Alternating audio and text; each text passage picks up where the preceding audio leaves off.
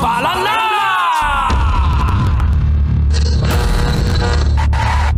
Ang tambalang kumikinang.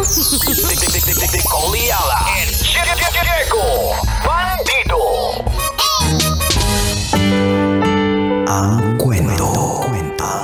Mula sa mahiwagang burnay. Mula sa mahiwagang burnay.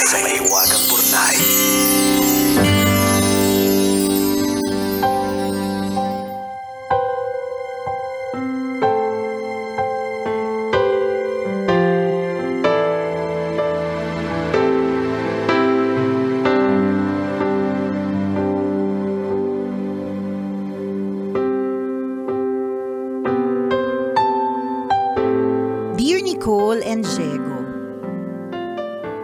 Itago niyo na lang ako sa pangalang Wena, housewife at may nag-iisang anak na lalaki na high school na ngayon.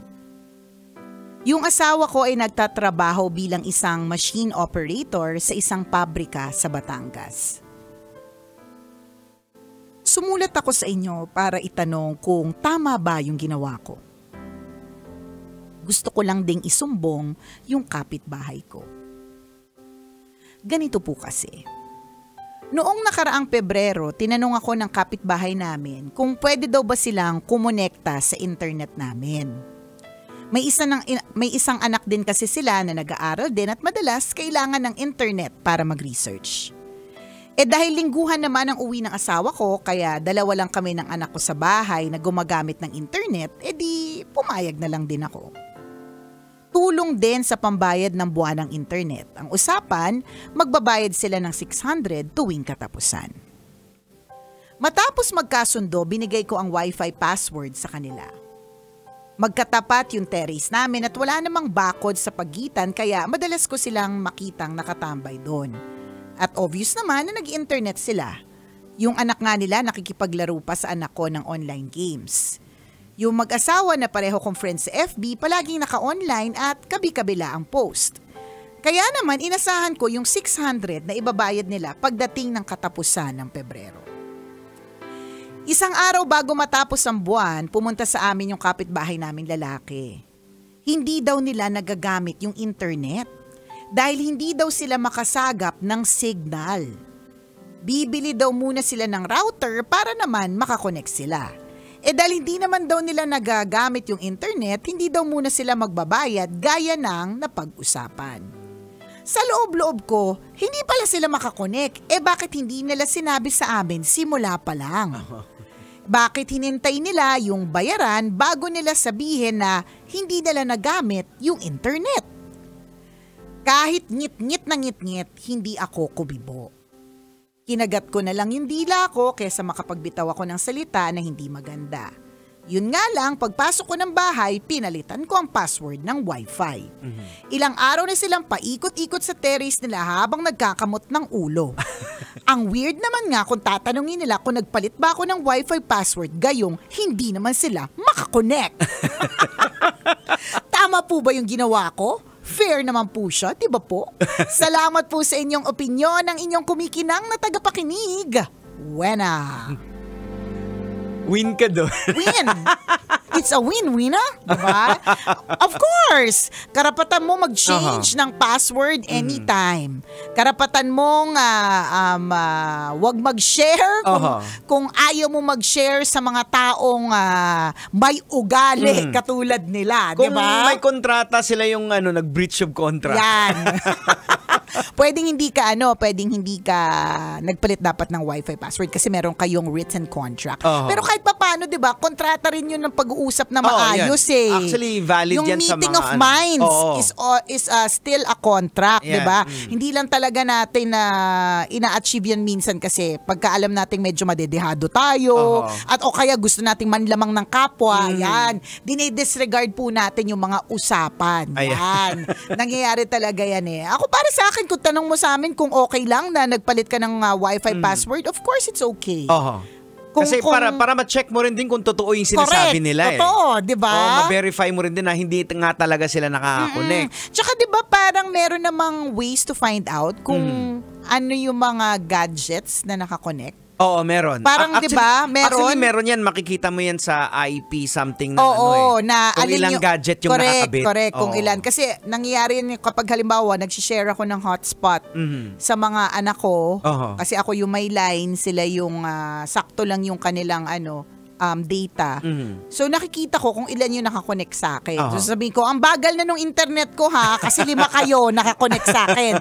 So there is a way. Yan, may paraan. Meron din talaga siyang so medyo, paraan. Pero dapat medyo techie ka kasi i-access mo siya sa browser pa sa website. Parang ganon. So pwede kang, kung gusto mo talagang karirin itong usapan na to, itong issue na to, pwede kang magtanong. O kaya YouTube University. Actually, naalala ko rin din sa amin, yung dati sa bahay namin. Sabi ko, ba't ang daming tumatambay dun sa labas namin? Parang dun sila nagsi-cellphone. Tapos sabi ko, hindi ba, ang bagal na ng connection namin, hindi ba subukan ko nga patayin yung router? Tapos inobserbahan ko, pinatay ko, biglang hindi sila mapakalila. Hala, sila nga! So ganyan yung kapitbahay ni Wena. Biglang hindi mapakali, natataranta, nagkakamot ng ulo, hindi malaman bakit nawalan ng signal. Diba? Bakit nakakonek yung mga kapitbahay mo dati? Open? Walang hindi ko nga alam kasi parang hindi pa namin pinalitan yung kung ano talagang password. Kasi may mga gadgets, may mga way na pwedeng kunin yung yung basic na password. So, sabi ko, okay. Okay. So, ganyan. Ibig sabihin, Wena, if you really want to verify this information, kung talagang nakapag-connect sila sa inyo, pwede mo namang itanong sa eksperto, itanong kay YouTube University, or hindi. Or, okay na. Talagang sadyang lesson learned. Next time nahihingi ng favor yung kapitbahay mo, medyo mag-iisip ka na muna. Kasi, nakita mo na yung tunay na kulay. Yun naman yung maganda dun Medyo maduga. Sa halagang 600 correct, pesos. Nakita na nagkaalaman ng ugali sa halagang 600 pesos. Na ipakita ang tunay na kulay sa halagang 600 pesos. Tama. Well, ganun talaga. Sadyang may mga taong gustong manlamang. Correct. May mga tao talagang sadyang mandaraya. Okay lang talaga sa kanila na mandaya ng kapwa. At least hindi ikaw yun. Pero maganda sana yung ginawa mo. Kaso nga lang nangyari. Naisip ko lang, yung kagayang ginawa ko, patayin mo muna yung yung wifi, tapos, observe mo sila. Tingnan mo yung galawan nila. Saka mo papalitan ng password. Yan, parang ganun. para makita talaga. Kasi parang ito, nagpalit na Tama naman yung ginawa mo, pero mararamdaman kasi ito nila parang direct attack to sa kanila na pinalitan mo yung password na hindi na sila makakonect hindi, kasalanan naman nila. Sino babayad Kaya, may mga tao kasi na ganyan na kasalanan na nila, pero feeling nila, entitled pa rin sila. Feeling nila sila pa yung dehado. Daming ganyan Di ba may nag-viral nga niyan dati na sinugod niya yung kapitbahay niya Kasi pinalitan yung password. Kasi hindi daw makapag-ano yung anak niya. Kasi online. talagang nagwala siya. Ba't nagbabayad ba siya doon sa kapitbahay niya? Hindi. Di mo, ikaw pa yung galit. Saka meron din ako napanood ng mga video na ganyan na parang sa ibang bansa naman. Talagang kinakatok siya ng kapitbahay niya. Kasi bakit ka nagpalit ng bakit ka nagpalit ng password? Hindi ako makalaro. As in talagang nagwawala. Totoo. Sabi ko, ano ba? Grabe, no? Kaadikan nyo po sa kaadikan nyo sa digital world. Alam mo, speaking of digital, ewan ko kung nabalitaan mo lang recently na nangyari sa Spain tsaka sa Portugal. Nagkaroon ng power outage. As in like sobrang naapektuhan lahat. Kasi kung karamihan kasi sa mga galawan natin, 'di ba, ay digital in nature. Tapos yung digital, it only works with electricity. So kapag walang kuryente, yung mga digital natin, hindi yan nag-work lahat. So basta pinakita dun yung parang iba't ibang mga eksena, may mga inalis dun sa train system kasi yung train system hindi na gumagana dahil electricity, digital, mga ganon-ganon. So, makikita mo lang doon, naalala ko lang bigla na minsan sobra yung pag-rely natin sa wifi ng kapitbahay, sa digital na eksena, pero at the end of it all, 'di ba? Babalik tayo sa basic Kasi doon sa nung nangyari very recent na nangyari sa Spain and Portugal. na-realize ng mga tao that cash is king. Ibig sabihin, lahat na may online banking, lahat ng mga nagpa-purchase through their apps, lahat hindi sila nakabili ng kahit tubig, di ba? At Dahil wala silang cash wala silang cash. So yung mga taong hindi pa fully digital, naniniwala pa rin na hindi dapat cashless ang lahat.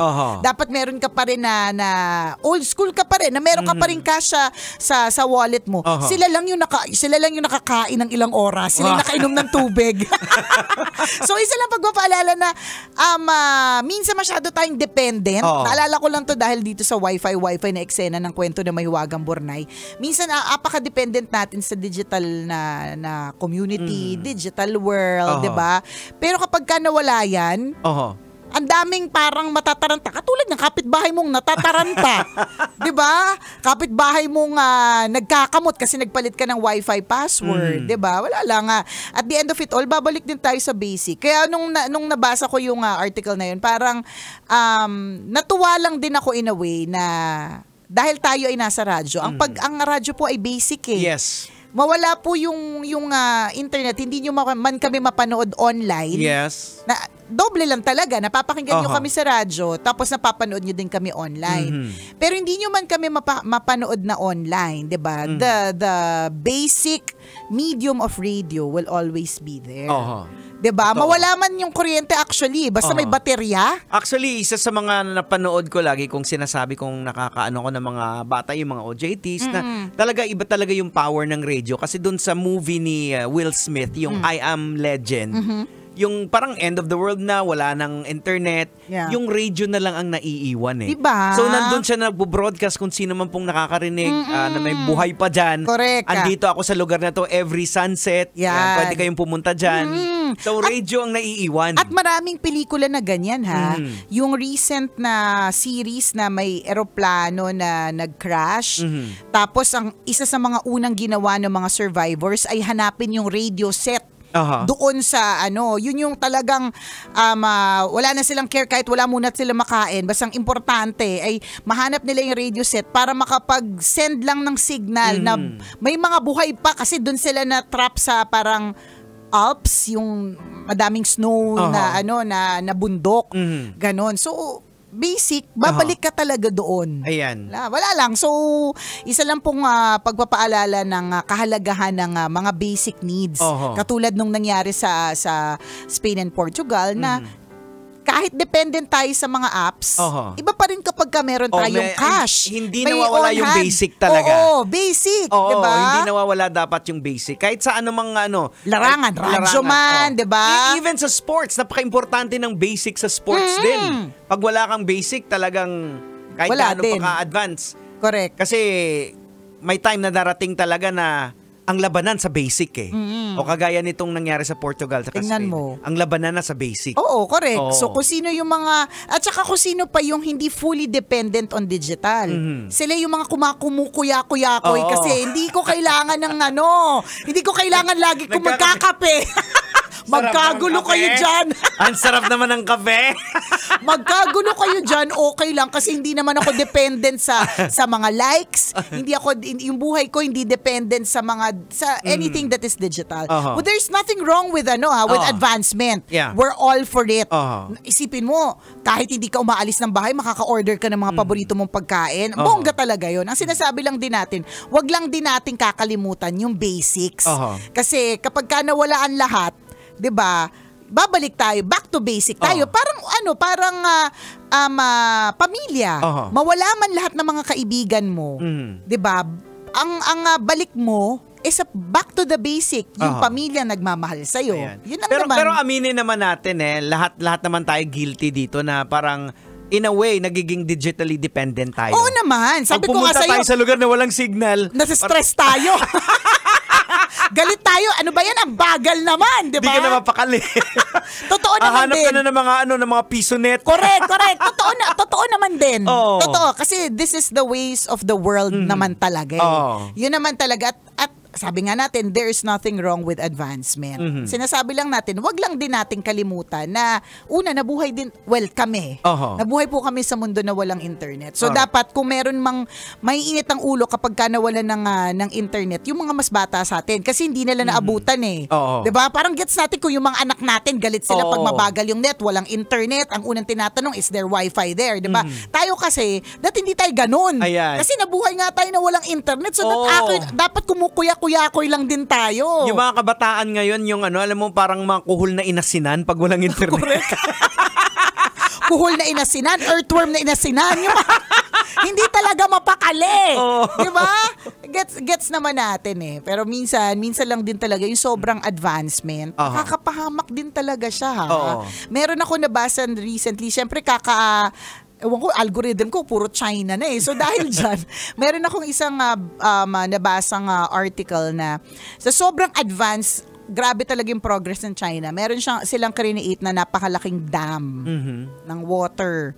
Pero dahil sa sobrang tindi nung kinukuha na tubig ng dam, basta sobra yung ginagamit na resources, meron siyang epekto sa shape ng Earth saka sa ikot ng Earth. Okay. May ganun. Na nakakatakot din wala lang. Parang wag din masyado. Kasi anything that is in excess, lahat po ng sumusobra, hindi na po maganda. And may reason naman talaga kung bakit kinreate ni God yung world na balance. Na balance, ang diba? nangyayari kasi, ginagawa ng paraan ng iilan na for their para own sa kanila advancement. lang, yan advancement. Dapat kasi balance. Parang yung blessing. Ibahagi natin, hindi mo pwedeng kamkamin yan para sa'yo lang eh. Mas lalo naman pong kapag ka-blessing naman ang usapan, mas lalo po siyang dumadami. Mas lalo po siyang tumitindi kapag ito po ay sinishare. Yan. So sa mga gustong mag-share dyan, andito lang po kami. andito lang po kami. Hindi pa po nanananghalian. Baka naman. Ayan, nasundan na po yung tosino, nasundan na ng damit. Ayan. Yan. Ano pong susunod? Ano pang mga susunod? Nakabanata. Yan. Salamat ng marami dun sa lahat ng mga basic pa rin para sa kanila yung nakikinig sa atin sa radyo. Kaya na-appreciate ko kapag ang sinasabi sa atin, uy, napakinggan ko kayo sa radyo. Diba? Katulad ni Sofia Cassandra Nolong, congratulations on your graduation, the junior high school, and for passing the UST and DLSU entrance examination. Yan. Ayan. Congrats, Sofia, mga nakikinig sa radyo yan. Oras natin ngayon, 1:39. Ako pong kumikinang na ulo, Diego Bandido. At akong kumikinang ina mo, Nicole Ayala. Kailangan pa bang i-memorize yan? Basic!